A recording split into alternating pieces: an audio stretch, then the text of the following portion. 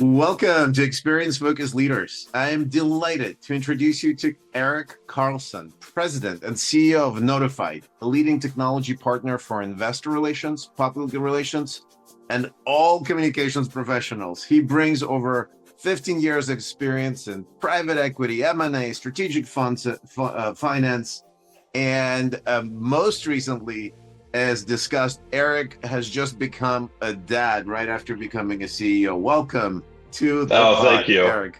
Thank you, Alex. I think the last of those is the most important promotion. Well, that's why we figure we gotta start with where it matters. But like, let's begin. The combination. So you're brand new CEO. Obviously, fortunately, you've kind of led various other functions Yes. within Notified before that, so it's not a brand new start. And then brand new dad. How do you juggle this? I think we everybody wants to figure this out. I don't think everybody had been, even the fathers and the mothers among us maybe weren't CEOs of a large organization at the Yeah. time when they had a baby. So Yeah. maybe let's describe the size of Notified and Yeah. the scale, and then your experiences juggling these two magical Yeah, and moments. I'd be kidding anyone if I said after 3 short months that I've completely figured it out. But no, it's been a wild ride and a wild journey, and certainly a adjustment. Anyone who's not a parent, regardless of the feedback people give you, cannot prepare you for the day when your child is born and everything changes, right? And as I look back, and I'll kind of give you an analogy from my career, or story from my career first. I've held a lot of different leadership positions, certainly over the last 10 years. And I remember one of the most naive things that I assumed. I was Mhm. CFO at the time and had taken on a broader role to COO. This was probably 2021. And I was managing already a broader global organization of about 85. And at the time was going to take on another 500 individuals, which was kind of global operations. Today, we're about an organization of 1,100 globally across 17 countries. And I remember saying to someone, well, I've managed 85, I can manage 500. And the reality was that was an absolute mistake of an assumption. And the reason being is, not only was it a much more geographically diverse workforce, Mhm. but also, right, I really had to change my style and Mhm. change the way that I engaged with employees. When you think about it, working with people who have an accounting or a finance background, they're not to say everybody's the same, but they all kind of have the same background. They're financially minded, they're kind of fit within a certain box. Spreading that out and figuring out how to tailor your management style to something that's much more broad, much more deep, much more diverse was a really big learning experience for me. And as I think about that formative time of scaling, professionally as an executive, it really, revolved around me trusting people and centering myself around or in the middle of people that I really trusted to be Mhm. that conduit, to be that voice, to be that translation layer between the strategy I might have had and then really figuring out how that resonated at the ground level. The parallel to becoming a dad is you have to have a trusted network, right? And at the end of Mhm. the day, my first trust and the person I couldn't do it without is my wife. But having family in the area, having friends in the area, being able to lean on colleagues so that I can make a conscious effort to shut down at 6 o'clock in the evening, make it home for bath time and the last bottle, and then pick it up makes a really big difference. And so I feel fortunate enough. We waited a long time to have kids, but part of that was creating that network so that when I did have a child, I felt like I had a support network that I could step into and I could really be present. And I'm still practicing presence with purpose, but present when I'm home so that I might not be spending a tremendous amount of time, but when I'm home in those 2 or 3 hours in the evening, that's my time to really Yeah. enjoy and get to bond and create a relationship with my daughter. And then when I'm at work, I'm at work. And so it's really being present with purpose. And then I think building a network that you can really rely on. So that's been my learning at least, but I'm still figuring it out 90 days in. Well, that's brilliant. I do believe that we kind of have this interesting assumption that we as parents help our kids grow up. And my realization has been after three kids, and a relatively minor role in contributing to their growth, besides the initial the initial stages. The beautiful thing is being a parent helps you grow up. 100%. And it's really interesting. I read a Harvard Business Review article a few weeks ago that it is better to work for CEOs with daughters. And so I've already asked my team, have you seen the difference? Apparently they haven't yet, but I said it's early days, so we'll see. I love your oozing energy. It's good. It's good. Yeah. It's great to feel. Listen, well, let's talk about the baby called Notified. Let's it's you just joined the bigger family. I've met the CEO of EQ. Tell us a little bit about that acquisition, and what are the opportunities and the challenges that you see. Absolutely. So approach this kind of two ways. I think first, the excitement I have for the fit in the marketplace. And I'll be honest, Equiniti, at least for most of us in the US, is not a very well-known brand. And so I think that's one of the opportunities we have. It is one of the largest and one of the kind of two primary share registers and transfer agents in the world, meaning they really power the public markets. When you think about who owns your share, making sure that shares are delivered, share plans are administered appropriately.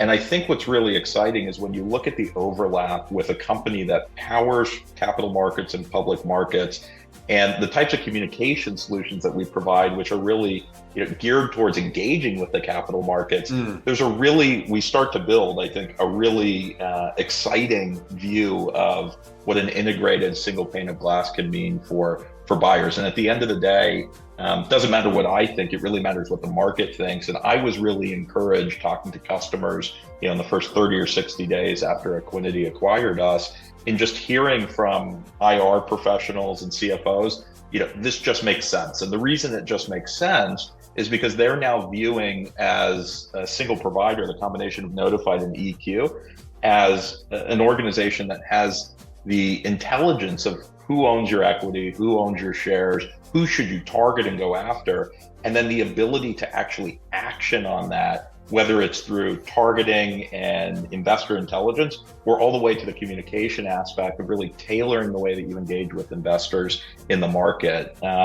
It's still early days. I think we are, in the midst of, storming, forming, and norming, as it were, and finding our culture and building our story. But I think 2026 is going to be transformative, not only for our business, but then for the market as we bring some of those advancements and that integration and product to bear.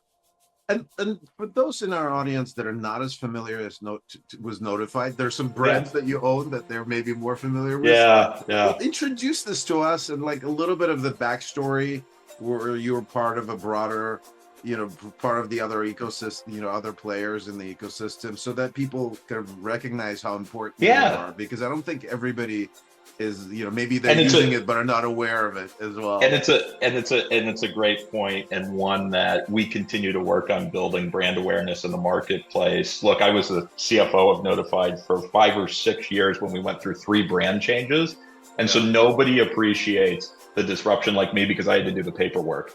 Look, it's an amalgamation. 3 different branding agencies, branding agencies, changes in legal entities. We became a joke in the marketplace for a long time, but that's what happens when you're, owned by a holding company and owned by private equity. There are dynamic changes, and I think we've landed on the brand, and we're really focusing on building brand awareness. So I appreciate the question.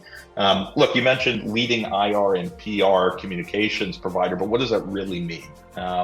We service 2 primary buyers, public relations and investor relations. And we've done that over the years by building on, I think, world-class assets that we've acquired from a number of different organizations. There's heritage in this business from legacy NASDAQ, from Thomson Reuters, from MarketWired in Canada. Really what we're endeavoring to do is take the Globe Newswire brand, which many recognize, and build on that heritage and that network, broader communication solutions. So for PR, that means not just distributing over the wire, but really thinking about, how do I take core content and distribute much wider, meeting my audiences where they are? It means bringing PR measurement to bear and media contact databases so that you can target journalists And on the IR side, it's really everything soup to nuts that you need to communicate with the market. And practically what that means is, we have 4,200 customers we support that we deliver IR website hosting and provide content strategy around. We deliver earnings events, AGMs, investor days, and then certainly do regulatory filings and press releases as it relates to things like earnings announcements, director announcements, and other announcements that you deliver to the market in a corporate setting. So we really feel like we are the one-stop shop that covers public relations and investor relations. And increasingly, I continue to be bullish about that combination because we're starting to see those teams work much, much closely together in the corporate ecosystem. And in fact, I had the opportunity to meet a client last week, and she has actually taken on the role or dual role of corp comms and IR, and that's becoming more common, I think, in both industries. Yeah, and I agree with you. And then for the sake of some of Relayto AI customers that are listening into this, one of the contexts of why I'm excited to have Erik on the call here is that they power the IR sites for some of our shared customers. So that customer has an annual report, a sustainability or ESG report. They want to leverage the infrastructure that is provided by Notified, but they also want that to be more than a downloadable PDF or just a hosted PDF. And so they run that through Relayto. That becomes, AI ready, more engaging, richer experience that is discoverable by your AI answer agents like Perplexity or OpenAI, and so it delivers more value. But we don't want to be hosting the entire IR website, and we don't want to be providing the full range of services that Notified does. So that's a fit in. And then we noticed that, to your point, Erik, IR and PR teams sometimes roll together. Certainly they talk to each other. Certainly there's somebody in branding that kind of czars them and tells them this is the standard. And those people are also our customers. And then they say, well, we have start with the annual report, because obviously it's the most important document for our organization. But then, we have this branding report that is our big PR event and big brand story narrative. Like, let's take that report and also run that through. And then that sort of starts to work together. And once you have the people, to your point, that can sort of support both with both functions, it's great because there's a natural synergy. So I love your position, and we fully see this happening in the market as well. Yeah, I totally agree. And look, we were talking before we even jumped onto the podcast about big synergy, I think, between our two organizations, but also the opportunity out there. There's so much work put into those annual reports, and any of your listeners, any of your customers know that better than anybody. The reality is we're, as an organization, as an industry, as, a community, are not taking advantage of all of that work to the highest degree, because the concept of being able to, chunk that up or splice that up into atomized content to use for campaigns or meet audiences in different places, whether that's a social card for LinkedIn or figuring out how to be more engaging on an earnings call or at an investor day or during an AGM, it is all, I think, white space, certainly in the US and Canada, as it relates to this content that's being provided. I think, Europeans are probably better and a little bit further ahead just because there's been so much focus around the annual report for much longer. But I think it's a real greenfield opportunity in the industry. Well, look, I having worked with some Europeans, I think there's still plenty of opportunity around the world. They invest more maybe in creating the content, but that doesn't necessarily get truly automatized because the structure is set up that you just end up getting random links that don't feel connected. And so I think there's still opportunities, around the world. And I think one of the themes that I love that you brought up the word atomized content. I don't think people in non-regulated world care as much about that, but us that serve that market can realize that there's this really interesting challenge about how do you deliver something deeply personalized and relevant to a particular individual at a particular point in time, right? No brainer, right? But then, if that is a random piece of content that is sort of isolated from everything else and it's just an image somewhere and you can't do anything with that image. Then you're hoping and praying that somehow somebody's going to download that PDF or save that image and remember it. And the opposite is like, what if it's connected within the broader context and tissue of your IR side or I agree. broader report? And so you're not only able to get this attention and relevance, but you're able to say, okay, we take that little piece of attention, and then if you're interested, we expand it and we go beyond that and we draw you in and we create a richer experience. We get more of your mind share. We tell more of our, equity story or brand story. And I somehow fear that when corporate folks try to mimic the whatever is happening in TikTok right now, and with our cousins and in the kind of more brand and consumer marketing communications world, they're missing an important beat, which is you're supposed to build trust. You're not just supposed to get some message out there and spray and pray that it sort of works over time. You have your audience is so valuable that any 1 ounce of their attention, if you could draw them in, is priceless. But I feel like somehow that there's still a gap in people figuring that out. What's your take on that? Yeah, I think that's true. I think, we also have to remember that the audience that most are engaging with, in our community are more discriminate as well. And so some may look at the TikTok type content and automatically dismiss it. I think the real magic and the real art is figuring out, how do you earn that engagement? How do you get the attention? And then when you earn it, what do you do with it? Right? And really thinking about from a communications plan and, an investor strategy plan or investor management strategy plan, what are those consistent themes that you're telling, whether it's, across 2 quarters or across 4 quarters or across 3 years, that you're really going to go back to as signposts and say, I got your attention on this. You're now engaged with my brand, my equity as an issuer. I'm going to pull you back to the story that I've been telling authentically in a trusted way, quarter over quarter over quarter, so that it doesn't feel like it's marketing, but it actually feels like you're pulling people into the direction and strategy of where you're going as an organization. That's what builds trust. It's that repetition, it's that authenticity, and it's the authority to say, we set this target out, whether it's a 3-year plan or a 5-year plan. We're going to continue to communicate on this transparently and consistently. And hey, investor, as you see an update, and it might be a flashier update in order to re-engage you or get your engagement again or earn your attention, you're going to come back to the same story and you're going to see that we're executing on that strategic roadmap. That promise of delivery and commitment of delivery and execution is what builds long-term investors.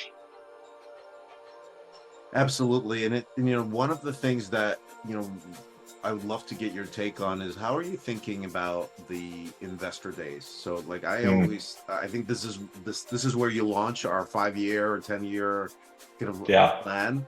I love that typically that is the opportunity to really show the depth of the organization. So you fly out all your executive team members, you pay your designers and agency people a lot of to make the slides consistent across 250-page assets. You can't do them every 6 months or every quarter, obviously, because it's a huge investment. But then they kind of fade away at times, right? Like, so you're doing some interesting things and bringing them to life. We're doing some of that. What's your take on how do people think about the ROI around that investment, and how can we help leverage that further? Because I think it's one of those good intentions, but I'm not always sure it works as well as it could for the market. I think the ones that we've seen customers do that stand out and really become turning points or bellwether points for that organization and an industry is when there's some type of catalyst or major change that is a springboard to bring people together, or say this is a new chapter in this organization. Could be M&A, right? We talked about M&A before. Could be a new CEO or a new leadership team. Could be a tectonic shift in the industry. And I think it somewhat goes back to what we were just talking about with what do you do when you earn that engagement? you're spending a tremendous amount of money typically, especially if you do this in person and fully physical, to bring together people from all over the world, not only your side, but it could be buy side as well. Yeah. And when you have them in the room, how are you really taking advantage of that investment? It really needs to be focused on, we are here, this is the story of why we need to change, or something has happened to us and we have changed. And then this is the story of where we're going. And at the end of this destination, if you stick with us, right, Yeah. this is what you're going to get. Right. And typically what you're going to get is value creation. And so really being able to articulate what are the drivers, what are the core levers of value creation, and making sure that as you articulate those on a 3 or a 5 year horizon, that you're then taking that back, and that message and that story and that corporate narrative isn't dying at that event or dying in that room. That's right. But it's back to what I mentioned. It's how do you make sure that those KPIs are actually something that you're reporting on, and those themes aren't changing quarter to quarter. The numbers will certainly change, but you have to be able to tell that story in a cohesive way so that it's a framing. You're basically setting the frame for and why people love a story. Is that like as simple as that? Like even investors. We're people at the end of the day, right? Yeah. We want a story, we want a why. We've all seen Simon Sinek start with why, and at the end of the day, we want to know that it's going to end up well. We want there to be a happy ending and a good ending. And so starting with what that ending looks like, and then making sure as you're going quarter to quarter, you're chapterizing that. And by the way, if there's a big inflection point 2 years from now, maybe you accomplished a foundational part of that strategy that gets you to your 5 or your 10-year vision. That's another great time to bring people back into the room and say, this really matters. We accomplished this. Let's celebrate a win, but then also refocus on the work left to be done for the rest of our strategic journey. It's funny when I reflect on when we were starting out, where we were getting a lot of inbound interest, where we weren't even looking to talk to anyone. We saw this huge pain for organizations in life sciences. And why? Because they don't have the numbers yet, right? And so they really need a much deeper story. They still need to provide evidence for the more technical, like scientific investors that are kind of like that need to know that, because that's an industry where evidence really matters. But the storytelling is a super critical art. And so if we were able to abstract, because the numbers, you can't always control them.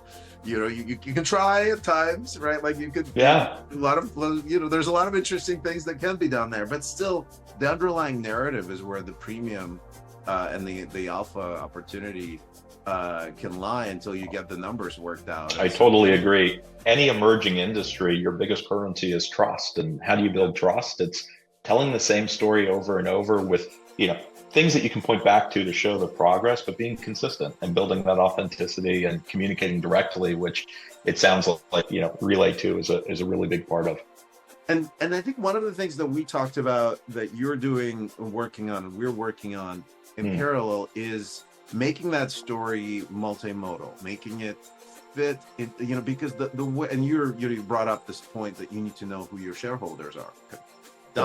Sounds obvious everywhere else, but kind of start with the audience and work backwards, right? But for and it's sort of a foundation of communication science that you want to work there. But at the same time, because companies, they have their guidelines, their stories, they tend to be sometimes internally driven. And one of the obvious things is that, look, you brought up, like, some people want like a snippet at this point in time, that some people want the broader story, some people want video, some people are text driven, some people are linear, some know exactly what they want, and they really they absolutely don't want linear because that's a waste of their time, and so they're like control F gurus in the old world.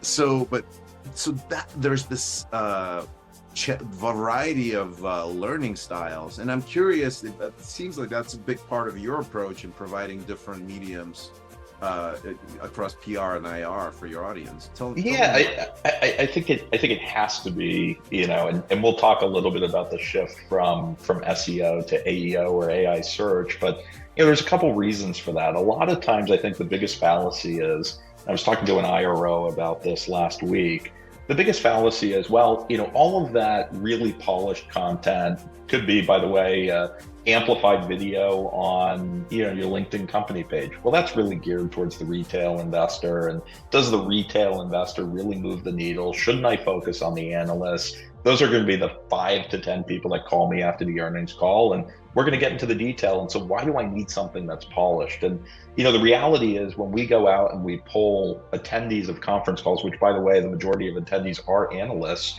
80% want key takeaways ahead of the actual earnings call, right? They want to know that there is a deck appended or 5 slides appended or some visual that is appended to something as simple as a press release or an earnings announcement that is a guidepost towards what they really should focus on or what the company believes are core KPIs and core statistics.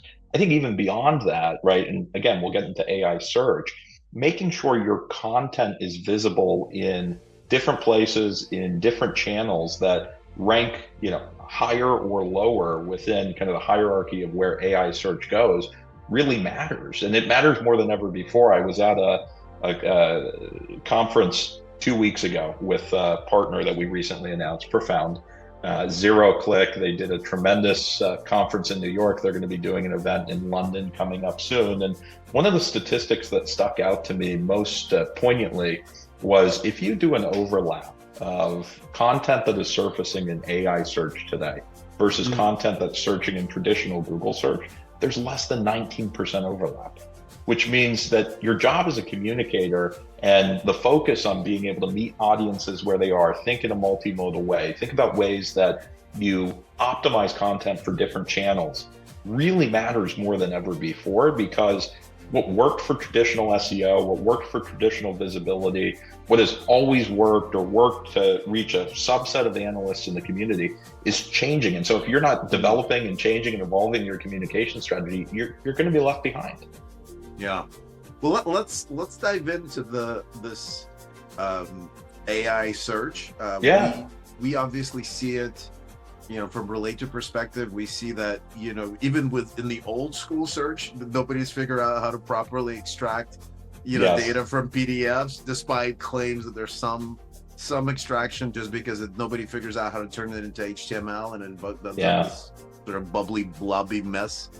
It's a loss. It's even more of a problem, I think, in the new world. So this is something we're very excited about. You've been, I think, pushing the press release as a natural vehicle for trusted content to be absorbed by engines. Tell us more about that. Tell us about this partnership and what results you're seeing.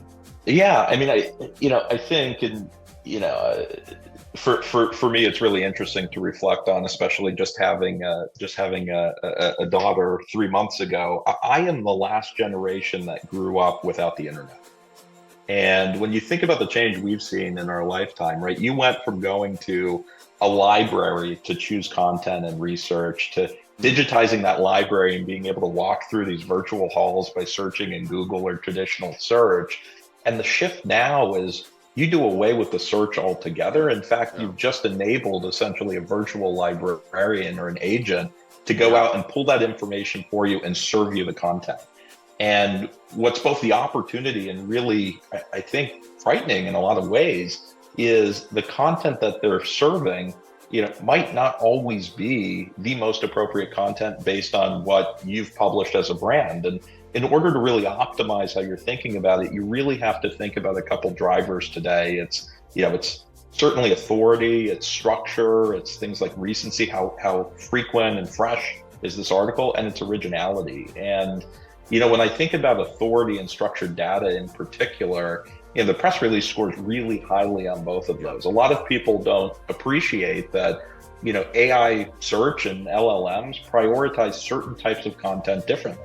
Not surprisingly, encyclopedic content is at the top. Owned digital matters, right? So when you think about annual reports that are being published, where that annual report is sitting, is it on an owned website or company website? Is that being syndicated to blogs? That all matters. And then high authority digital properties. And one of the highest authority digital properties is the Newswire for a couple reasons, notwithstanding the fact that there's editorial review.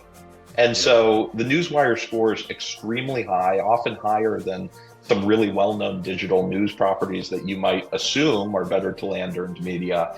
And so the combination of that kind of authority of the newswire, plus the fact that the structured data of a press release is really, really advantageous for large language models. There's a data schema, right? You're talking about a company name, a ticker, you might mention a CEO or revenue. There's clean declarative sentences, right? It's punchy, it's not long and verbose, it's not editorial. There's always embedded links and references. And then what we've done as an organization is really focus on what does the machine want to read and ingest. So you talked about the challenges with PDFs.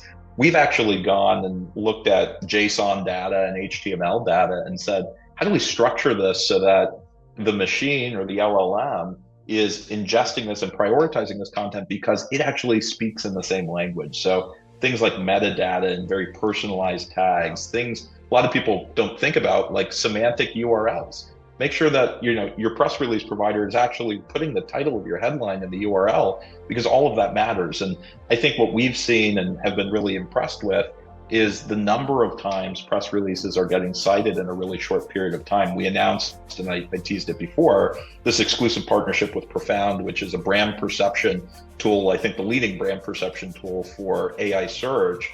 Our partnership allows PR and IR professionals to really reference with high authority how many times was that press release or that announcement actually cited within an AI search model, so that you know that your message is getting out there. And what we've seen, and it's been a few short weeks, only about 30 days in partnership with Profound, is the average number of citations in just the first 24 to 48 hours for some of these releases is somewhere between 250 and 300 citations.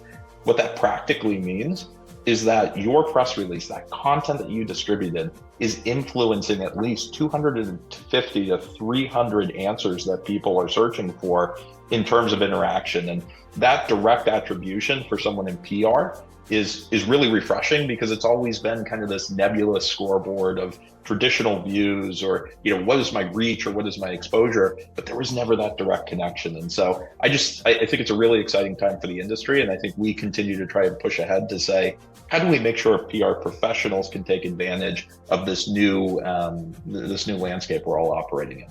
I love it. I think a couple of quick observations. So there's another Shevelenko, my brother Dimitri is the chief business officer at Perplexity, and they're so one of the interesting things, like watching closely their growth, is that their biggest initial value prop was literally going and saying, we're just going to search through the trusted sources, right? And then they've done such a great job with it that I think everybody else had to copy that, and actually now open the eyes doing that, maybe to a lesser degree. But I think there's so the press release powered by Erik and his family, is actually that trusted source, as we discussed. And then one of the interesting things that I think we've noticed that we've been doing from day zero is that there's almost two audiences for any content, right? Like I think there is there's what you send to the AI algorithms, and that is actually, we send a very different file to Google and to Bing and and Brave and whoever the scrapers are, than the one that we're consuming, because the humans need one thing, the algorithms need another thing. Yes, there's some overlaps, and I think it's great when you don't do that, because obviously the folks that are smart inside of these organizations, they actually measure real engagement, real consumption, real time spent. So you have to be both, but it is very interesting that you need to do that legwork. And you're absolutely right that there's some mediums that are just better suited for providing value to both the machines and to the humans. I agree, and I think everybody needs to think about it as just another form of translation. We've all done communication plans where the base might be in English, but we're translating to French. We need to think about, how do you translate to the language that LLMs and machines how really... do you translate it with love, the French that they... as somebody married to a French woman, I get to make fun of... a little bit, but it's sort of, you're absolutely right. How do you do this? There's almost like the je ne sais quoi, this human touch, is one translation, and then there is the other translation, like you said, that is like, how do you make the machines really nail it so they don't have to think too hard and they trust the source? And the human created content does matter. In fact, this morning I was looking at a study that was just released by Graphite for Axios, and in 2025 the amount of human curated content actually now matches the amount of AI generated content, which is interesting. But what human curated content still has an edge on is, or generated content still has an edge on, is 86% of content rating in Google was actually still written by humans. And so it still very much matters, right? People want that authentic content. People want to consume human generated content, but there are ways to leverage AI content that actually is, might be partial for LLMs, and just thinking about that ecosystem and how you tailor your communication strategy really matters. So on that note, right, like we're talking about corporate storytellers, what are opportunities to drive real impact? Because one of the things that worries me a little bit as a CEO, and somebody who's helped launch the public listings for companies like Success Factors in the past, is that the PR teams, the IR teams sometimes are not like the as capable of communicating the value of their activities. They are, they come with English major backgrounds oftentimes. IR is a little different, but still there's not as much dollars and cents kind of background. And I'm obviously a huge believer that this is important, and like you, I there's a ton of evidence that when something is done professionally, it actually lifts up the analyst perception that the company whose annual report is amazing must have their shit together. And the most skeptical people will actually feel like that. They'll buy into the story, even despite what they would say officially that doesn't matter to them, or they're too clever for that. Everybody is biased. We're all humans. So we have the data. We know this. We've seen this anecdotally, but I don't think that compared to maybe sales use cases, the average PR professional, IR professional is able to justify the value of their investment. What are you helping them? How do we help them? I totally get promoted. The compounding value of their stock. I totally agree. I'm gonna start with PR first, because I think they're further away from being able to directly demonstrate value. I think IR for a long time, though it's been somewhat dotted line, can certainly draw a correlation between stock movement following an earnings call, or if you're targeting certain investors and you get someone based on an interaction or a story to move the needle in terms of ownership. Those are pretty hard metrics. I think PR has always been a soft metric, an influence metric. And, like I mentioned, the scoreboard's changing. It used to be that we talked about these nebulous statistics and newswire analytics or PR analytics campaigns around potential reach, potential eyeballs. And, the numbers are so inflated because all it is potential. It doesn't really say, did your message resonate?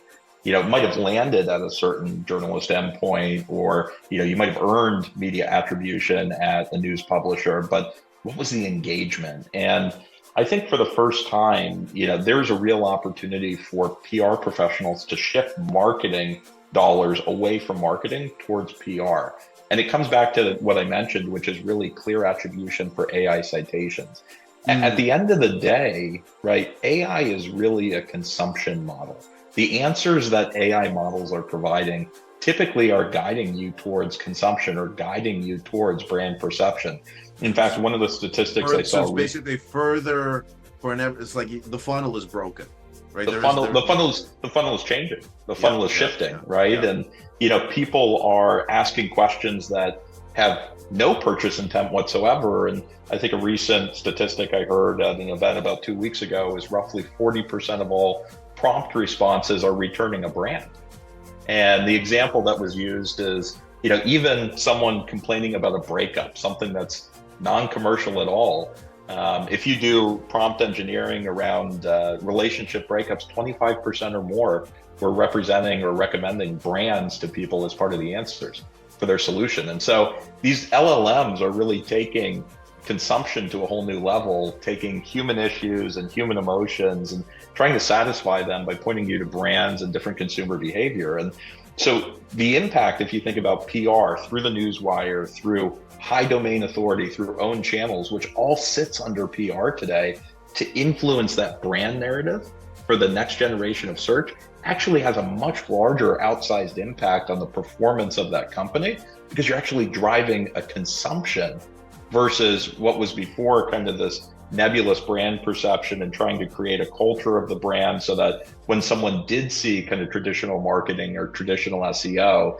they had a reference point and were more, likely to click. But that was always softer. And so what I think we need to do as, practitioners in the space and providers in the space is I need to work to build that new scoreboard for where the game is going, right? Being able to demonstrate the linkage between citation and purchase or content and citation so that they can walk into the CMO's office or the CEO's office and say, hey, look at me, I did this content piece. This content piece resulted in all of these citations. We saw that because of the number of citations that we got, our share of voice amongst the market increased. And as a result of that share of voice, we're now driving more inbound or increasing top of funnel, any of those metrics that are more traditional content marketing or growth marketing focused.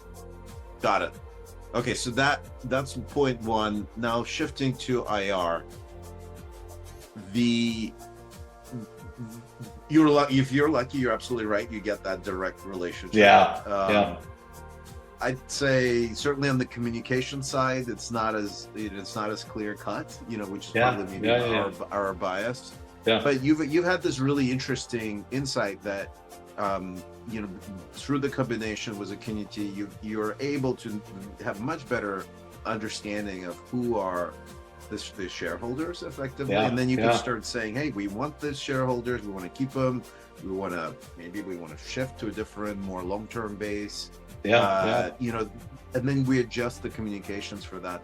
How is that message? Is that like still a new message for the market to grog? Is it really blending? I certainly remember that was a big important thing to us when we were establishing the SaaS category.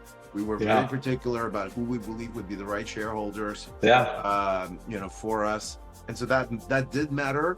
And I think we were flying blind for the most part in terms of how to deliver that. What's your take? Yeah, I think flying blind is a consistent theme. I think, what I am very excited about, and I think will give us an upper edge in the market, is we'll be the only provider that actually has that real-time share registry or ownership data and can really compound that with the value of personalized outreach and really audience targeting and tailored communications. I think people today are using services that are directional at best if they're not comparing it or using the information that's coming from their TA or registry. And so what we're hoping to do is really, again, take that core data and with ownership, intelligence, and advisory on top, be a partner to issuers and say, if this is the objective, right, maybe it's long-term holdings or shifting to a long-term base, really help you understand amongst you and your peer set, who should you be targeting? And then if you're talking to that long-term base, that should inform your communication strategy. I mean, we'll go back to what we were talking about with the investor day. If you're trying to garner a long-term investor that holds a significant position, they should absolutely be in an investor day. So you're giving them that guidepost and that those chapters of that story that we talked about, versus if you're looking for someone that's short-term for a certain reason, or you're trying to attract someone that might be interested in a short-term position could be to offset other short-term holders. That's a very different model. And so I'm excited because I think we then put ourselves in a unique position to guide the dialogue or help shape and guide the dialogue through the communication strategy. We've always owned the pipes to deliver the communication, but I think really giving the context and helping IR professionals create that content that's going to be distributed through our pipes is really exciting. And that's where the value is, right? My biggest goal, and I tell my team this all the time, I want to move from just being a reliable communications partner to being an irreplaceable insights provider, right? I want to be that trusted partner and advisor to the IR office. And I think in doing so, the hope is we will demonstrate higher ROI for IR teams. And in turn, they'll want to spend more on solutions because they're seeing value in the marketplace. Well, and this may be as we wrap up and we can go back to the beginning, 10 years from now, it's your daughter's 10 years birthday. Where's Notified, and what has been, as she's able to say in the 10-year-old language, what has my daddy done to help bring Notified and the whole function of IR and PR world for the future?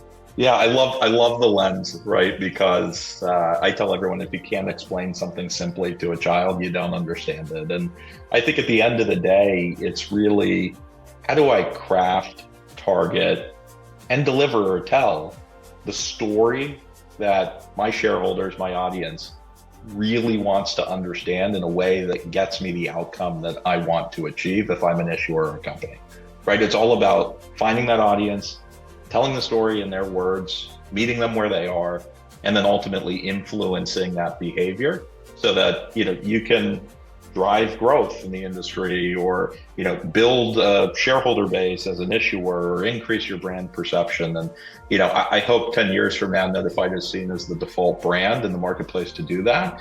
Not because we have the best pipes, not because we have the best brand, but because we have a tool set and a solution that helps you do that quickly, easily, efficiently, and with purpose. Beautiful. I think if your daughter learns from you, she's going to be getting a lot of toys, a lot of Mattel products coming her way, and whatever else she's interested.